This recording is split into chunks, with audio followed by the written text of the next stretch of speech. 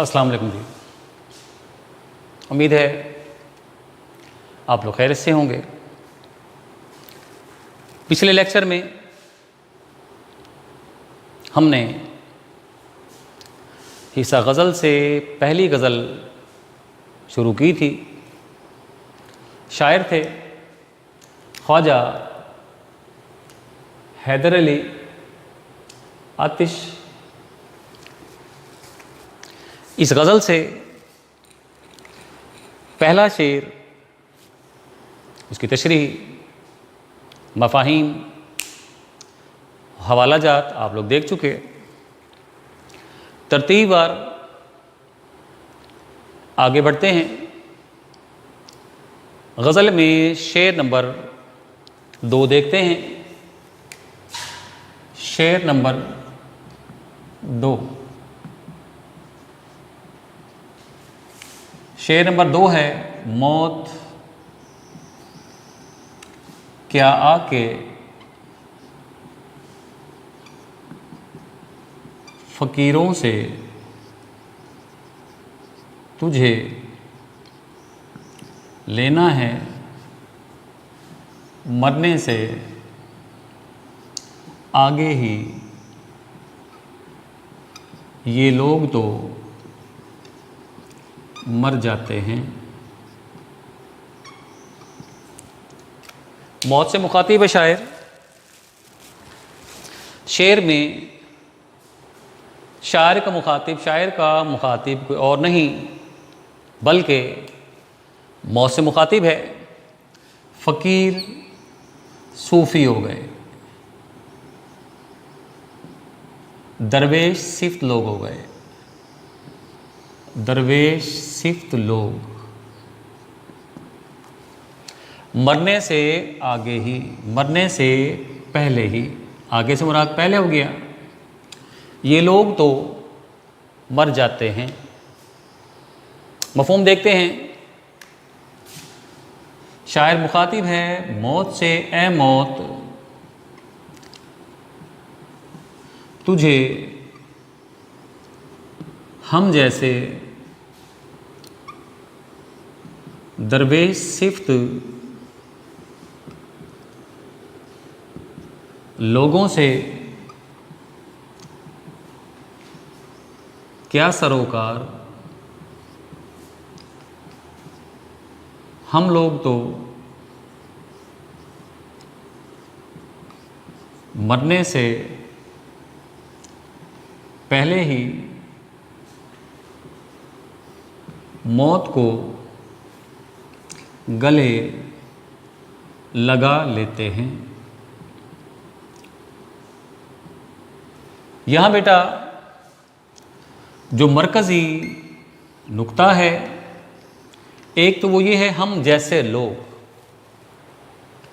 हम जैसे लोगों से मुराद ये हुई कि शायर खुद को आम लोगों में शुमार नहीं करता। दूसरा अहम नुक्ता जो शेर में मौजूद है, मौत से पहले गले लगा लेना। इससे क्या मुराद है? मौत तो सबको एक दिन आनी है, मौत तो यकीनी है।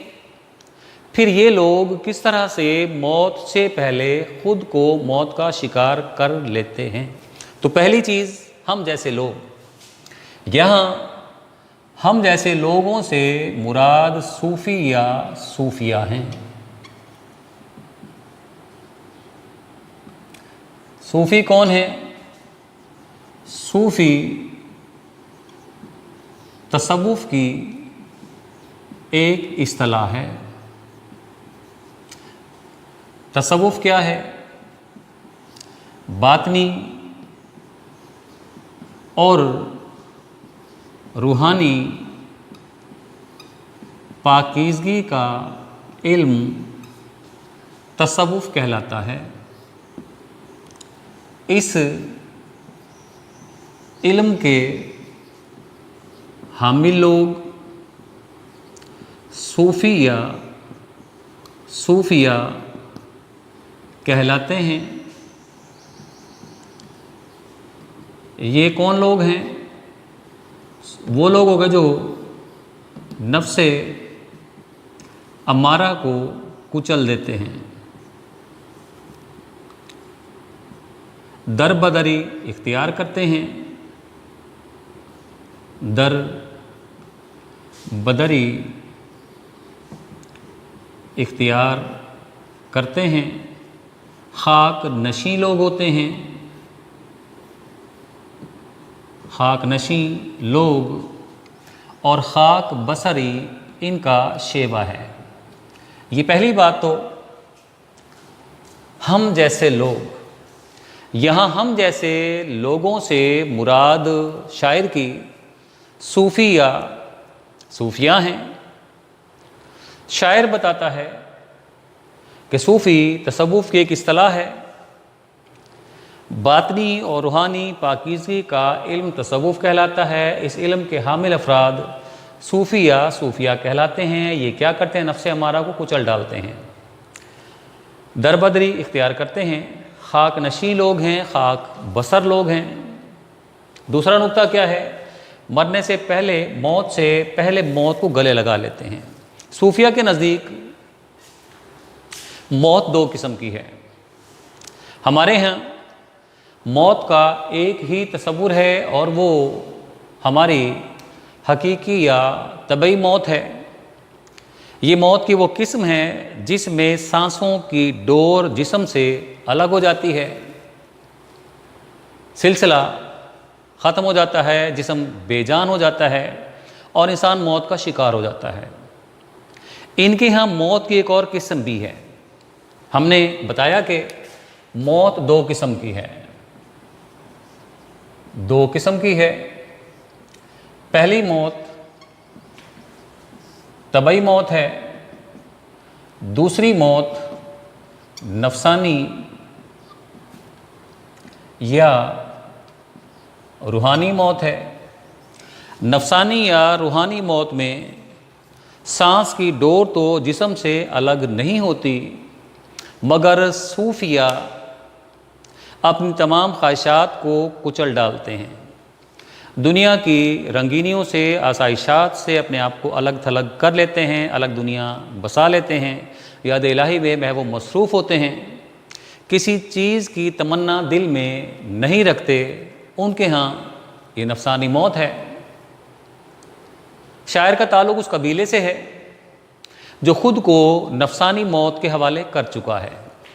उसका ख्याल है जिस शख्स के दिल में दराज होती ख्वाहिशात का सिलसिला ही मौजूद ना हो, बोला वो शख्स जिंदों में कैसे शुमार हो सकता है, जिसे ना तो वो बेजा है, जिसे ना तो दुनियावी ख्वाहिशात तंग करती हैं, ना दुनिया की रंगीनियाँ अपनी तरफ मुल्तफित करती हैं। वो शख्स भी एक तरह से मौत का शिकार है।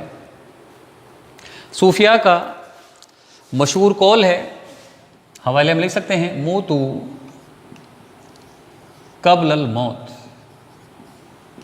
मौत से पहले मर जाओ। बकौल सूफिया, शायर मौत की आंखों में आंखें डाल के मौत से मुखातिब है। किस लिए डराती है? न मुल्क माल है, न तख्तो ताज है, न तबलो अलम हमारे पास मौजूद है। जब हमारे पास कुछ मौजूद है ही नहीं, हम तो मौत से पहले ख़ुद को मौत का शिकार कर चुके हैं। लिहाजा ए मौत, तुझे हमें डराने का कोई सिलसिला बनता ही नहीं है। तू जाके उन लोगों को डरा जिन्हें कुछ छीन जाने का खौफ खदशा मौजूद है। लिहाजा एक सूफ़ी की हैसियत से शायर शेर में हमसे मुखातिब है कि ए मौत, तुझे हम जैसे फ़कीरों से भला क्या सरोकार, हम तो मरने से पहले ही मौत को गले लगा लेते हैं। हमारा ये ख्याल है कि अगर ज़िंदा रहेंगे तो हम रब की ताबेदारी करेंगे, अगर मौत का शिकार होंगे तो वो पर्दा जो हमारे और हमारे खालिक के बीच है वो पर्दा हट जाएगा। लिहाजा तुझे हमें मौत से डराने की कोई हाजत नहीं है, चूँकि जिन लोगों को कुछ छिन जाने का डर ना हो उन्हें मौत का खौफ और ख़दशा नहीं होता। जिन्हें कुछ छीन जाने का अंदेशा और डर हो वो मौत से डरते हैं, तो भले डरें। अब यहाँ हम हवाले के शेर लिख सकते हैं।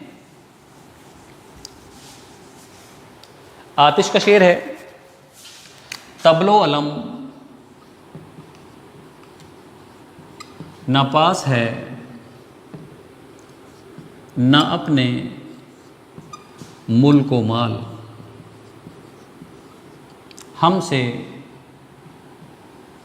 खिलाफ हो के करेगा ज़माना क्या। और लिख सकते हैं, यहाँ लिख लेते हैं, जीने का ना अंदोह ना मरने का ज़रा गम, यकसां है उन्हें ज़िंदगी और मौत का आलम, वाकिफ़ ना बरस से न महीने से वो एकदम, न शब की मुसीबत न कभी रोज़ का मातम। ये अशार ने तस्लीम और रज़ा से उठाए हैं, आपने पढ़े हुए होंगे पहले, इसलिए जानबूझ के आपको लिखवाए हैं ताकि आपको याद करने में आसानी हो। ये बेटा हमारा शेर नंबर 2 हुआ। आगे बढ़ते हैं, हम शेर नंबर 3 की तरफ। शेर नंबर 3 में शायर क्या कहना चाहता है, अब हम वो देखते हैं। शेर नंबर 3,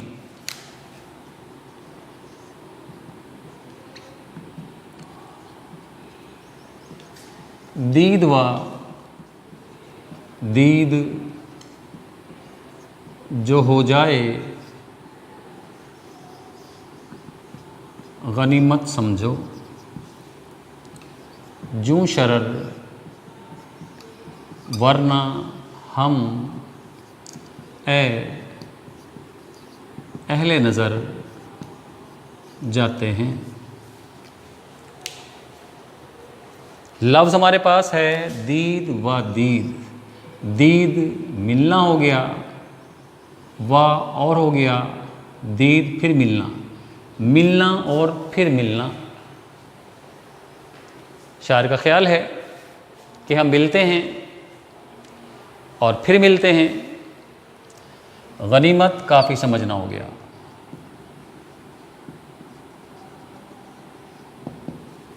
जूं मानिंद हो गया, जैसे हो गया। शरर चिंगारी हो गई। अहले नज़र नज़र रखने वाले। सूफिया हो गए, जाते हैं मौत का शिकार होते हैं। मौत का शिकार होना।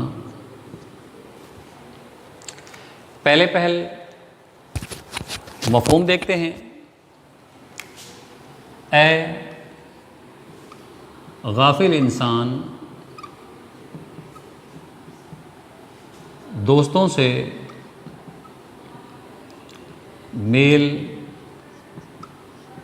मुलाकात को गनीमत जान, क्योंकि ज़िंदगी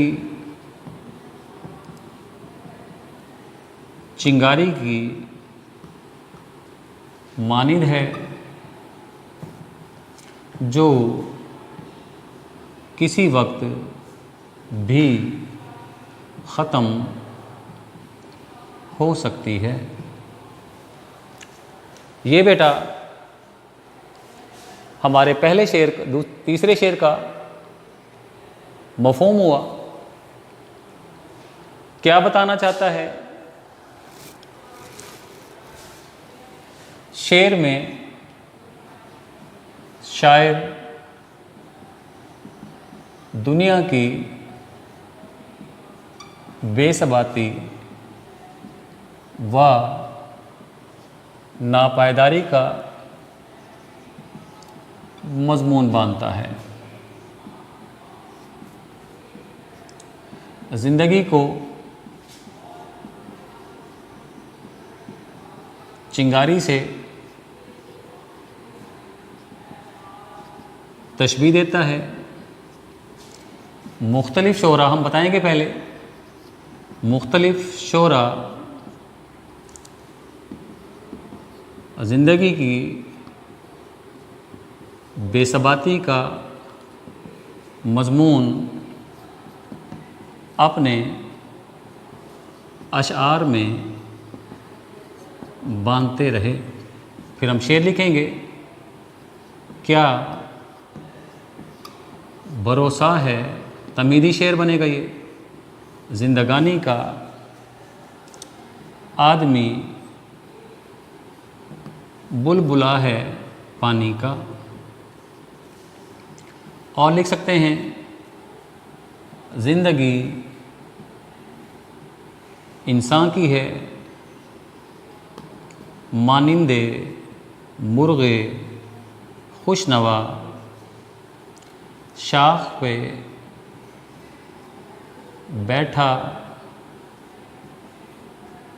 कोई दम चहचहाया उड़ गया। बेशुमार अशार हैं। दुनिया की बेसबाती को बयान करने के लिए बहुत से अशार लिखे जा सकते हैं। गालिब ने कहा था, बाजी चाहे अतफाल है दुनिया मेरे आगे, होता है शबो रोज़ तमाशा मेरे आगे। मीर ने कहा था, हस्ती अपनी हबाब की सी है, ये नुमाइश शराब की सी है। पहले हिस्से में शायर ने मजमून बांधा, ज़िंदगी को तशबीह दी एक चिंगारी से। दोस्तों से मुखातिब है कि मौत कायनात की सबसे तल्ख और अटल हकीकत है। ये वो हकीकत है जिससे किसी को मफर या इनकार नहीं, न इसे झुटलाया जा सकता है, न इससे इनकार किया जा सकता है। कायनात में पैदा होने वाला हर जी रूह मौत का शिकार होना उसके लिए ज़रूरी है। जब मौत लाजिम है तो हमें कौन सी एहतियात बरतनी चाहिए? दीद व दीद की एहतियात बरतनी चाहिए। पता नहीं इस मुख्तसर और आर्जी ज़िंदगी में जहाँ चल चलाओ का दौर है, हमारी मुलाकात उस शख्स से दोबारा हो सके या ना हो सके जिसे आज हम मिल रहे हैं। ज़िंदगी का इतना सा भरोसा नहीं है कि नज़र मेरी सामने गई है, पता नहीं लौट के वापस आती है कि नहीं आती। ये सांस जो मैंने बाहर निकाली है, पता नहीं दोबारा ये मैं सांस ले सकता हूँ, ये सांस नहीं ले सकता। जब ज़िंदगी इस कदर आर्जी और फ़ानी है, नापायदार है, तो फिर दोस्तों को दोस्तों से मुलाकात का ख्याल रखना चाहिए। दिल से कदूरत है, कीना है, बुग़्ज़ है, अनाद है, झूठ है, खुदगर्जी है, हमें इसे इज्तनाब करना चाहिए। शायद शेर में मुखातिब है कि जिन दोस्तों से आज मुलाकात हो रही है, इस मुलाकात को अपने लिए गनीमत जान। पता नहीं ज़िंदगी दोबारा मिलने की मोहलत दे या ना दे। इंसान को रिश्तों की डोर में गूंद दिया गया, बांध दिया गया। इंसान को दुनिया में रहते हुए अपने हकूक़ुल इबाद पूरे करने चाहिए, क्योंकि इंसानी ज़िंदगी की मिसाल तो किसी चिंगारी की मानिंद है। जैसे चिंगारी कुछ देर के लिए भड़कती है, शोले का हिस्सा होती है, पहले शोले से ख़ुद को अलग करती है, फ़ज़ा में मुअल्लक़ होती है और फिर फ़िज़ा में तहलील होकर रह जाती है। इसी तरह इंसान ज़िंदगी भी ऐसे ही है। लिहाजा इंसान को दुनिया में रहते हुए लोगों के साथ इस किस्म का बर्ताव करना चाहिए कि अगर वो ज़िंदगी से हाथ धो भी बैठे, किनारा कशी इख्तियार कर भी ले, तो उसके अहबाब उसे मुद्दतों याद रख सकें। शेर लिख सकते हैं फिर यहाँ पे, साकियाँ साकिया यहाँ चल रहा है, चल चलाओ। जब तलक बस चल सके सागर चले।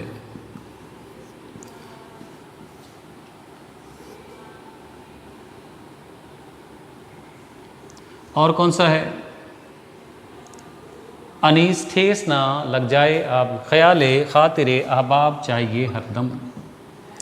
ख्याले खातिरे अहबाब चाहिए हरदम। अनीस ठेस ना लग जाए आबगीनों को। ये बेटा आज का लेक्चर मुकम्मल हुआ। गज़ल के बाकी 3 अशआर के साथ अगले लेक्चर में आपसे फिर मुलाकात करेंगे। इजाज़त दीजिए। अल्लाह हाफ़िज़।